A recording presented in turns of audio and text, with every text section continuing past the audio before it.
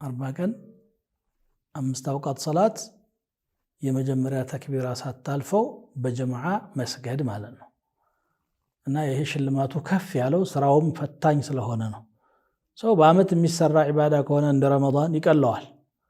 ምናልባት በእድሜ አንድ ጊዜ የሚሰራ ሐጅም ላይከብድ ይችላል ያን ያህል። 5 አውቃት ሰላት ግን በጣም ይከብዳል። በተለይ ኢማን የሚያንሰው ሰው ولذلك الله عز وجل ስለ ሙናፊቆች ሲናገር وإذا قاموا إلى الصلاة قاموا كسالى يراؤون الناس ወደ ሰላት በሚነሱበት ጊዜ እየተሳነፉ ነው የሚነሱት ለሰው ለመታየት ብለዋል። ጉራ ተጨምሮበት ማለት ነው። ኢኽላስ የሌለው ሆኖ ማለት ነው። ሰላት ፈተና ናት። እያዝጎረጎረ ብዙ ሰው ሊሰግድ ይችላል። አንድ ቀን ጀማዓ፣ አንድ ቀን በተናጠል፣ አንዳንዴም እያለፈው፣ አንዳንዴም ሸርጥ እየጎደለው ሊሰግድ ይችላል።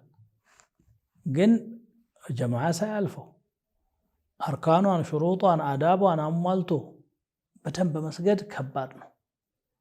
ይሄን ከባድ ነገር እስቲ እንሞክረው። 30ውን ረመዳንና 10 ቀን ደግሞ ከሸዋል ብንጨምርበት በራአተ ምን النفاق ወበራአተ ምን النار ይዘን ከዚች ዓለም እንወጣለን ማለት ነው። ይሄንን ትልቅ ተስፋ በጠንካራ ወኔ ተግብረነው አላህ ዘንድ ሽልማት የምናገኝ አላህ ያድርገን። ከሙናፊቅነትም ከጀሃነምም አላህ ያድነን።